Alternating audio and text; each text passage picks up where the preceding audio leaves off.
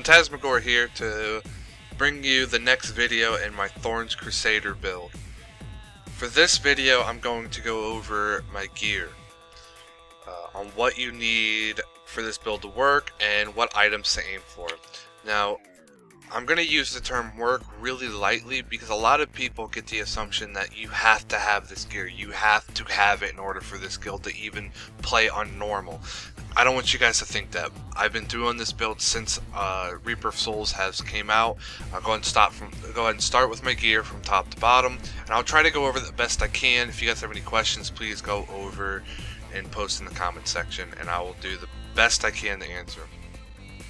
For the helmet, I think this is the best in slot for this build. It's actually best in slot for a lot of builds. Obviously, for the physical skills, deal 20% more damage, and it has everything you want on it, honestly, and the chance to hit release Poison Nova. That's really good.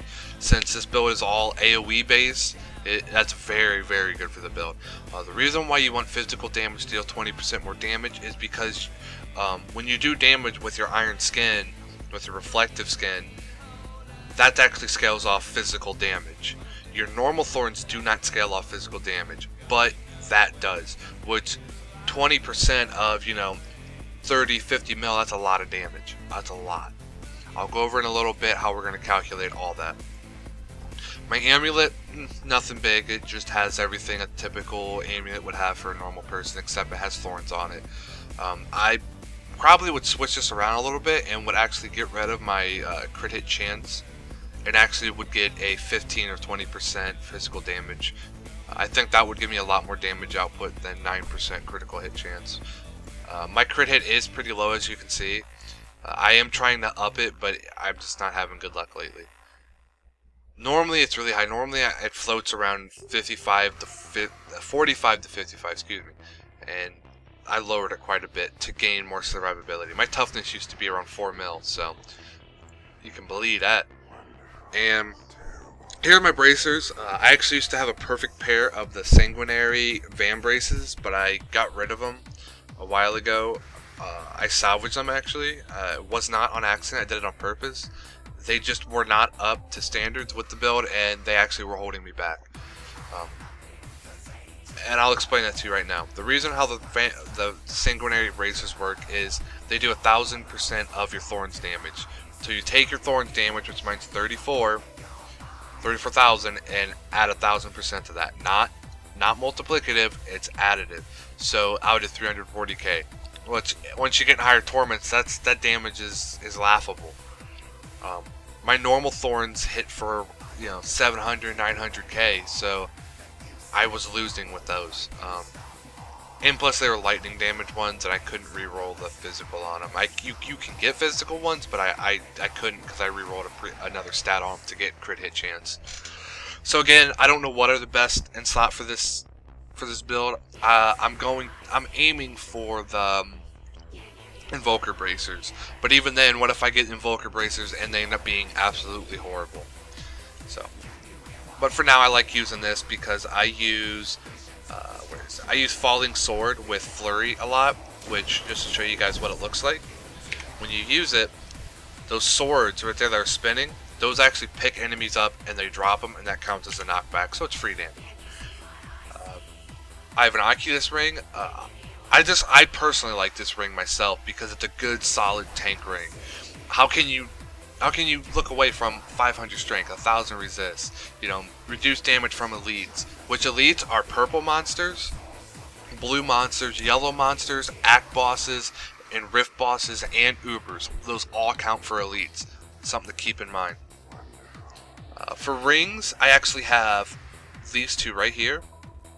And I also plan on getting, actually I already have them, I don't want to say plan on getting, I actually have the 3-roll ring of Rangers, but they all suck, which I do plan on using one of these to get the 4-set bonus of the Invoker set. Now, here's the problem I'm having, you guys. I had a really good ring, solid, perfect ring for this set. Now, with rings, you want it to have crit hit damage on it. 50% crit hit damage will give you so much more than, say, 1500 Thorns. Now, I don't know which one to equip because, okay, I'm going to equip this one, which, you know, I do gain some more damage, but wait a minute, this one gives me more thorns. Which one did I equip? Well, I got an answer to that. I actually have this. I have a Thorns calculator.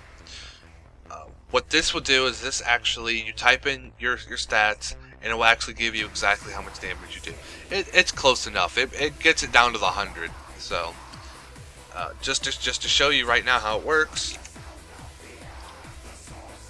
pretty much I equipped the 1 ring. Now I'm gonna put in my strength, which is 8, 4, 4, 7, and I'm gonna do my paper thorns, which paper thorns obviously is right here. So it's 3, 4, 1, 1, 8. You don't have to do the 0.49. I honestly don't know where that came from, because all your thorns values are static. They never move. They never get halved. So I don't know where the fuck that number came from. You can, if you want to, you can round it up, which for this I will go ahead and round it up. It's up to you guys. I don't really care. Physical damage multiplier, which I have 38, and then my critical hit damage, which the reason why I do 512, which actually should be 524, is because I use my aura, the laws, that gives you critical, 100% critical hit damage, a lot, and hit enter. So, oops, my bad. With that ring on, I'll be doing around 50 mil reflective skin damage. Which, you know, it's not bad by no means. Okay, well, now let's try this ring out now. So I'm gonna go ahead and equip this ring. Bring up the Thorns calculator again, and again I'm gonna re-put all my stats in. Oops. And this will be pretty much the same thing. So there, I just gained 2 mil damage simply from switching my rings around like that. There's a perfect example of how Thorns is very confusing in the way that calculates damage. Also, I gotta lower this now since I lowered my crit hit damage, so it should be 415. So, oh, my bad, it's supposed to be 515. I'm retarded. So there you go. I actually lost a mil damage because of that. So overall, though, the ring I have on is actually better than this one. But see, as you can see, the game is saying it's better, but it's wrong. This one I have equipped is actually better. So, it's always good to know how to gear your character correctly. Okay, back to what I was doing. Back to my gear. For shields, I have a Defender of Westmarch. The shield, every time you block, has a chance of summoning a little wolf that deals 300... I'll just say 300% weapon damage, just to sum it up. This little dog is no bigger than the Blacksmith's Lockbox, and it has no global cooldown or eternal cooldown on it. Basically meaning that you could shoot 7 of these little dogs out at the same time, as long as you keep blocking. You want to have a high block chance on your shield. If you look, this has a 31%, which is actually kind of low for this shield. I've seen some people get, you know, 35, 37%. You want it to be high. The highest you can get, the better. That's for survivability, and also because, you know, you block a lot as a Crusader. I think every Crusader also should have this shield. If you don't have one, then you better start praying to RNGesus right now, because this is a solid shield to have at all times. I do have a Vitoya Spiker that I switch constantly. If I'm fighting an Uber, I will use this shield over my Defender of Westmarch, because in an Uber fight, I'm not going to be blocking as much to stay alive, and this gives me that extra damage boost that I'm going to need for doing Ubers.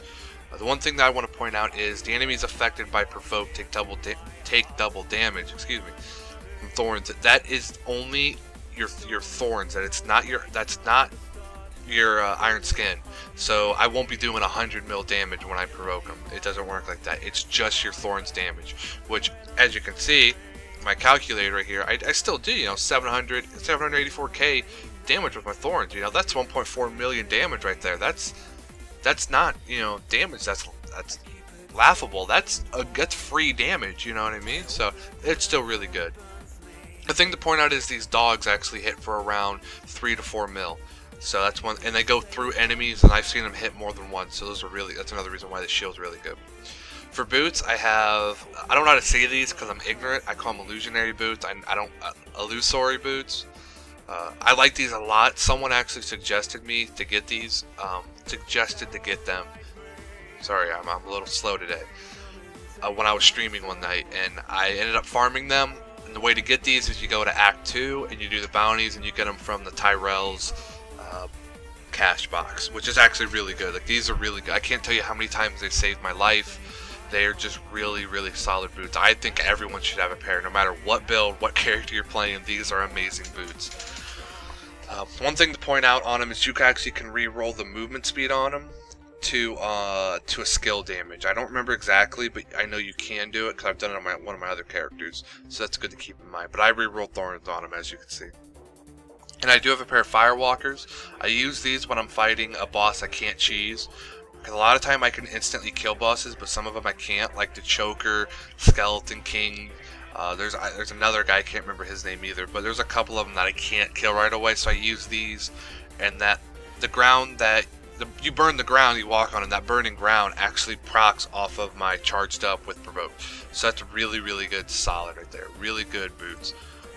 For pans, I use the fart pans. Basically, when 3 or more enemies are within 12 yards, you release a vile stench that deals 298% weapon damage as poison every second for 10 seconds to enemies within 50 yards. Basically, summing up that when you're fighting, your guy's going to fart. He's going to release a nasty ass fart, and it's going to do weapon damage every second. Now, that's really important to understand. A lot of dots in this game are damage over 10 seconds. That's damage every second. That's big.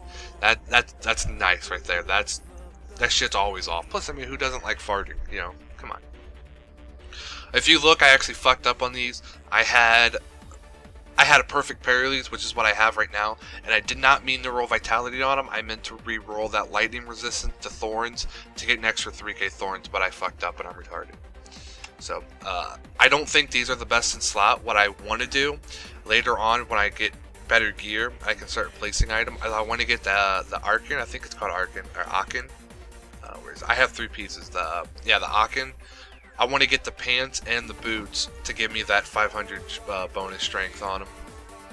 And since I'm going to be, it's just a really good 500 strength is not anything to pass up. But we'll see. I'm still teeter-tottering back and forth.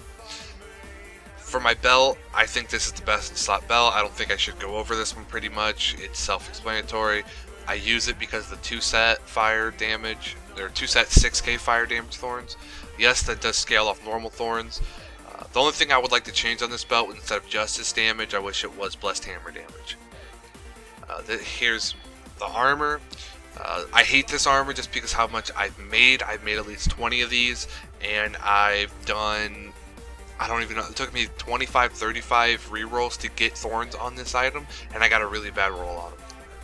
For armor, I would say the rule of thumb is make sure it has resist on it, and armor, and 3 sockets. Those are like the 3 things, because you gotta have high armor. Since you're constantly getting hit, you have to have high armor. I don't even think I have high armor, truthfully. Yeah, technically I don't. High armor, I would say, is 85, 86%, which is extremely hard to get. But I don't think that extra 6% is gonna make or break a character. Shoulders, again, they're just good solid shoulders. I use these. Again, they're self-explanatory. For the 2-set, I am going for the 4-set, but I've never found the bracers yet. The only thing I would like to point out in here is instead of reduce all resource costs, I'd like to have cooldown reductions. But other than that, you want to aim for high strength, vitality, and you want all resist on them. For gloves, same thing pretty much. You just want to have all resist, strength, and vitality on them, and make sure you get crit hit damage on your gloves. That 40 to 50% crit hit damage is huge for this build. Here is my weapon. This is the only thing in this build that I recommend you guys to have if you're going to do this build. You don't need it, but I recommend you guys to have it.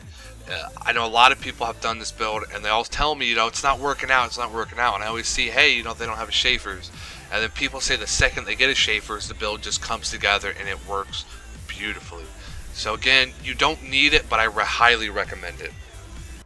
I have a Justice Lantern that I use quite a bit for when I'm playing on higher difficulties. If I'm playing on Torment 4, Torment 5, I switch to that for obvious reasons. It gives me strength, vitality, armor, high chance to block.